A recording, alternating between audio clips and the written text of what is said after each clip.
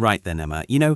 A lot of folks, they jump straight into social media ads or email marketing, which is grand, really.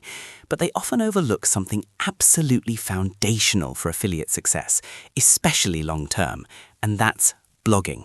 A good, solid blog. Oh, absolutely. Like, I hear that all the time, but with TikTok and YouTube dominating, is blogging still super relevant for affiliates? I mean, isn't it, a bit old school now? What's its secret sauce? Not at all, not at all, Emma.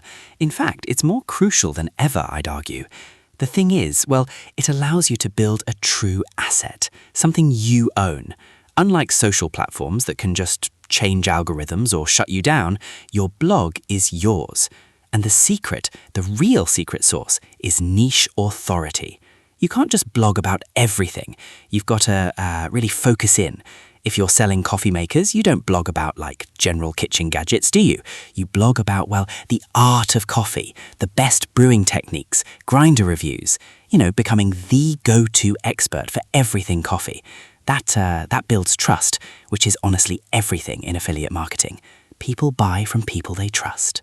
Right. So it's not just about having a blog, but having a focused blog that builds credibility in a specific area. Got it. So if I pick a niche, then what? What sort of content actually works best for, converting readers into buyers? Exactly. That's the crux of it. Once you've got your niche, the next bit, and it's a big bit, is creating content that's genuinely helpful, not just a sales pitch.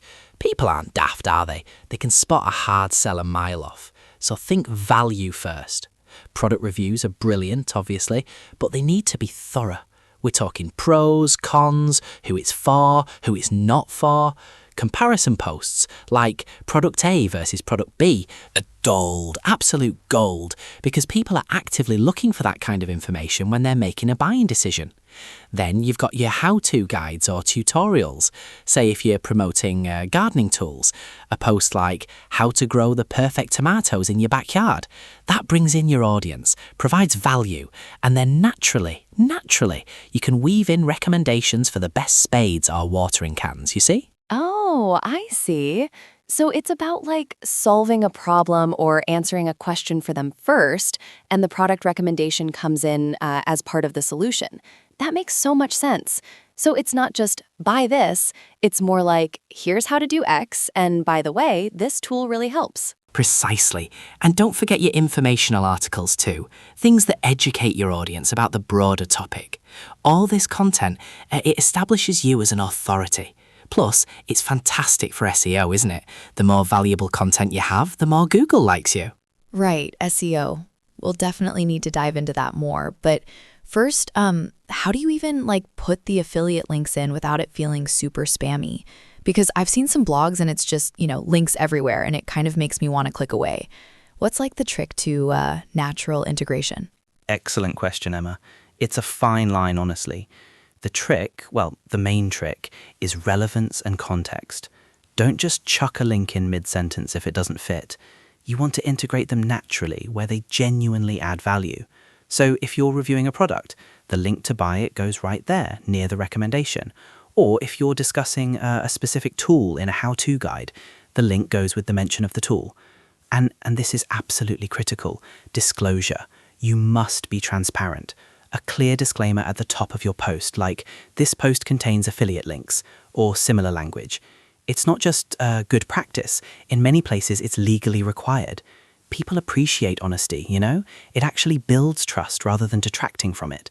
It's like saying, look, I believe in this product so much, I'm happy to earn a small commission if you buy it through my link, because it helps me keep producing this free content for you.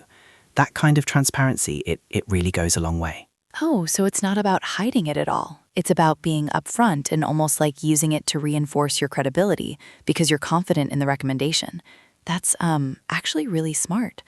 I always thought disclosures were just, a formality, but seeing it as a trust builder, wow. So once I have this great content with strategically placed links, how do I actually get people to read it? Exactly. Trust is paramount. And now for getting eyeballs on all your hard work, SEO, search engine optimization, is your best mate here. We're talking keyword research, really understanding what terms your potential audience is typing into Google. Then, optimizing your post titles, headings, and body content with those keywords naturally. Don't keyword stuff, though. Google hates that. But it's not just SEO. Think diversified traffic sources. Social media, obviously. Share your blog posts across relevant platforms. But again, don't just spam links. Engage your audience, provoke discussions. An email list, Emma. An email list is gold, absolute gold. Offer something valuable in exchange for their email, a free guide, a checklist, and then you can nurture that audience and regularly send them your new blog posts. And don't forget community engagement. Participating in relevant forums or Facebook groups, providing genuine value, and then only when appropriate, subtly mentioning a helpful blog post you've written. It's about being a resource, not just a marketer. So it's not just a build it and they will come situation. You have to actively promote it, but in a really thoughtful way. I love the idea of the email list. That makes it feel much more controlled, not relying solely on Google. So let's say I'm doing all of this, getting traffic, but I'm still not seeing the sales I hoped for. What are some common mistakes affiliates make that, prevent them from actually converting? Right, common pitfalls. A huge one, and it's easy to fall into, is over-promotion. If every other paragraph is a link or a call to buy, it screams desperation, doesn't it? It erodes that trust we talked about. Another major one is not providing sufficient value.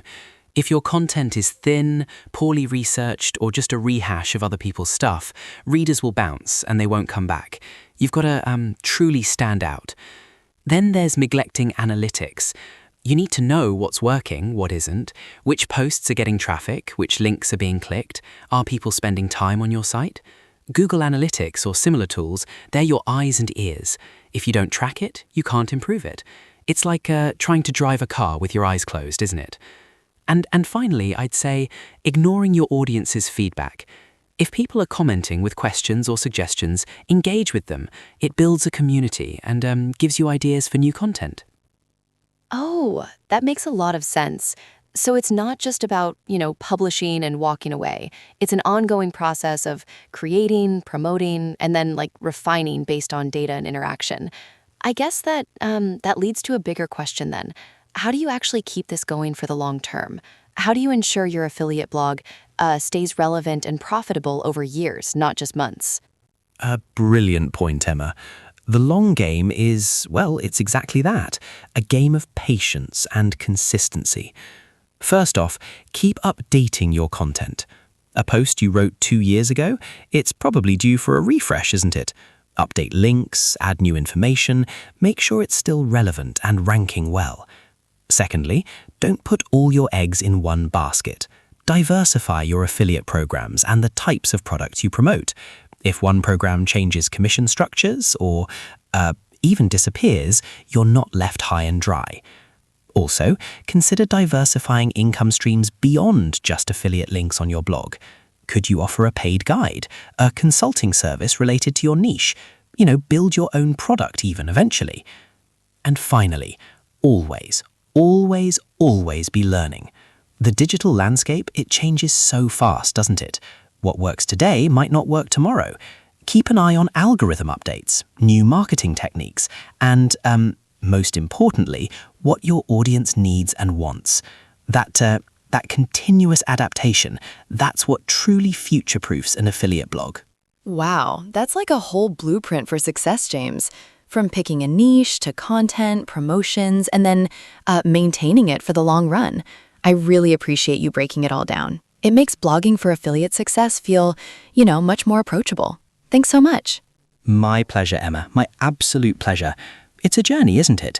But a truly rewarding one when you get it right.